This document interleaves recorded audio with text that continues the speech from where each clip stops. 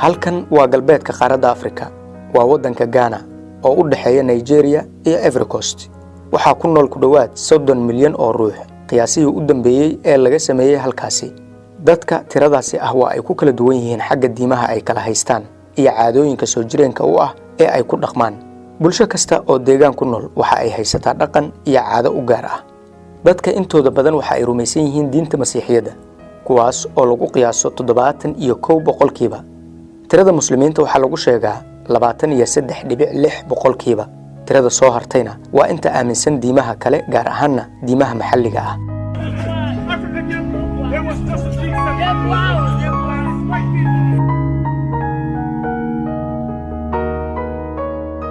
mudooyinkii ugu dambeeyay haddii aad si joogto ah u adeegsanaysay baraha bulshada waxaan qiyaasayaa inaad aragtay qayb yar oo muuqaal ah oo ku saabsan rag niikinaya ama dhaansi ciyaaraya ayagoo oo xambaarsan naxash uu meyd ku jiro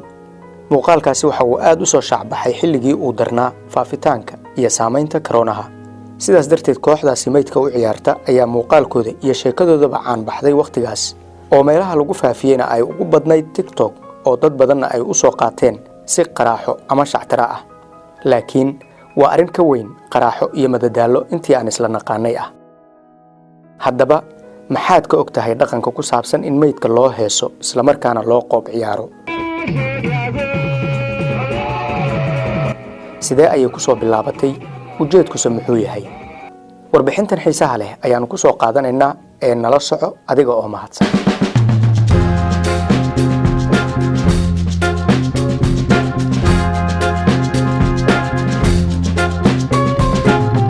intaanan bilaabin waxaan kaa codsanaynaa inaad muuqaalkan like saartid adiga oo mahadsan si aanu u qiimeeyno ka helitaanka warbixinada noocan ah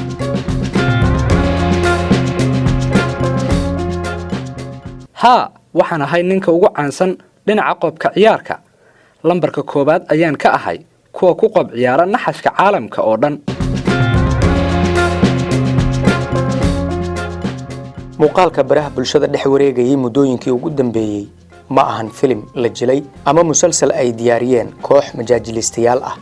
laakiin waa arrin dhab ah oo salka ku haysa dhaqan ay leeyihiin bulsho ka mid ah bulshooyinka Afrika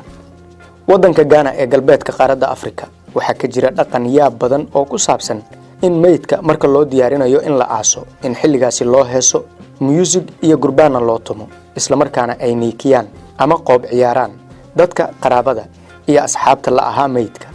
dhaqankaasi waqti badan ayuu ka jiray meelo ka mid ah wadanka Ghana sidaas darteed waxa halkaasi ka ifbaxay koox gaar ah oo ku shaqaysata in ay u heesto u ciyaarto oo music u garaacdo meydka si hawsha looga fududeeyo dadka qaraabada iyo asxaabta la ahaa ee ay ahayd in ay meydka u ciyaaraan si la mid ah sida arooska loogu soo kireeyo koox u heesta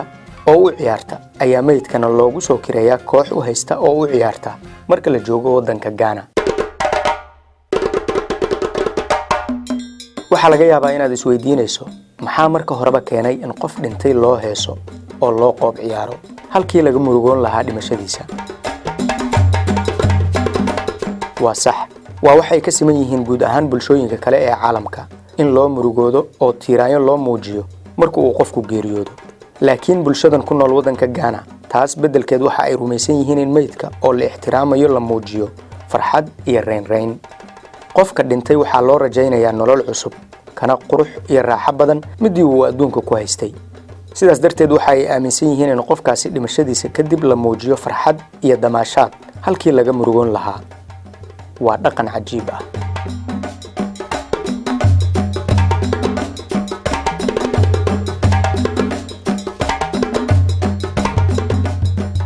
muuqaalka ku saabsan ragga meydka u ciyaara oo baraha bulshada lagu faafiyay wuxuu noqday muuqaalkii ugu daawashada badnaa sanadkii 2020 muddo 3 saac gudahood oo YouTube-ka la soo geliyay waxa la daawaday 2.8 milyan oo jeer wuxuu helay 198,000 oo falcelin ah iyada oo 45,000 oo aragti ahna laga dhiibtay kaliya muddadaasi 3 saacadood ahaa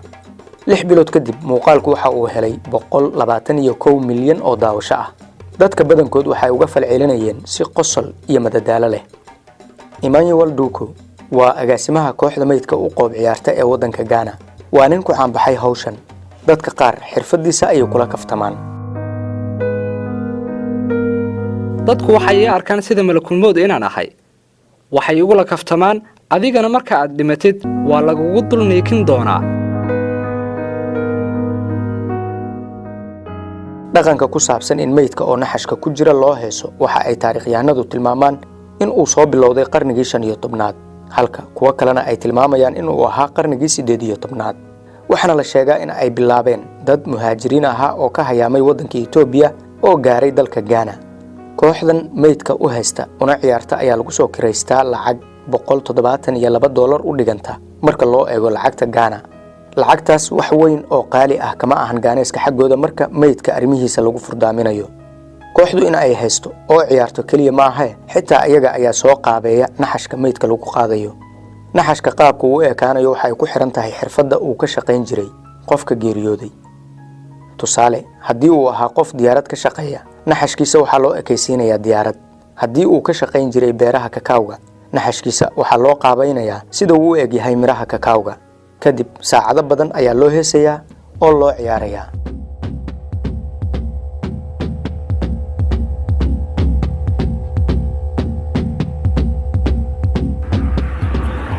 dawladda Ghana waa dawlad aan dadka ku faragelin dhaqamada iyo caadooyinka ay aaminsan yihiin hadiiba aan dhaqamadaas dad kale wax loogu dhimayn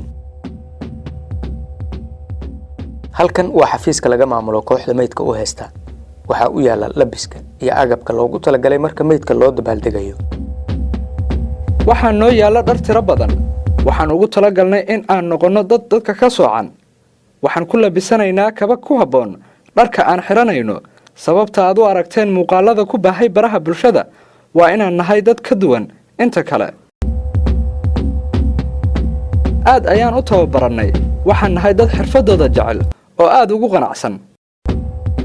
bulshadan in meydka loo baroorto oo loo tiiraanyoodo waxay u arkaan xadgudub loo geysanayo qofka dhintay taas beddelkeedna in loo heeso oo loo ciyaaro ayay u arkaan qadarin iyo xushmad loo muujiyay meydka waxay ku leeyihiin wax wanaagsan ayaan u aragnaa in murugada lagu bedelo farxad maxaan u murugoonaynaa annaga oo heli karna in aanu farxno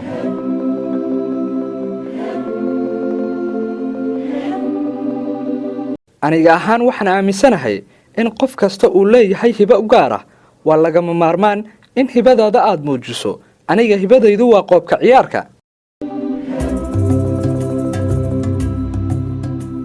sideedaba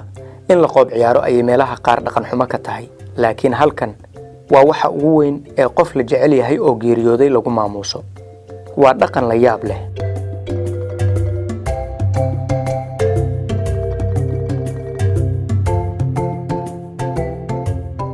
Ghana marka la joogo kani waa mid kamid ah siraha qarsoon waxaan qaadanaa ka hor marka aan qoob ciyaar rabno inaan ciyaarno kani daawo ayuu noo yahay waxa ku jira sanjabiil aad ayuuna u dhadhamayaa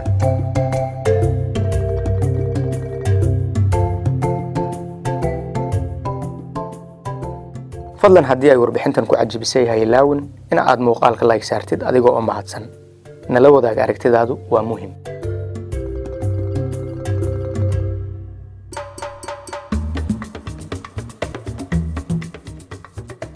inta aynu ku wada kulmi doonno warbixin kale oo tan la mid ah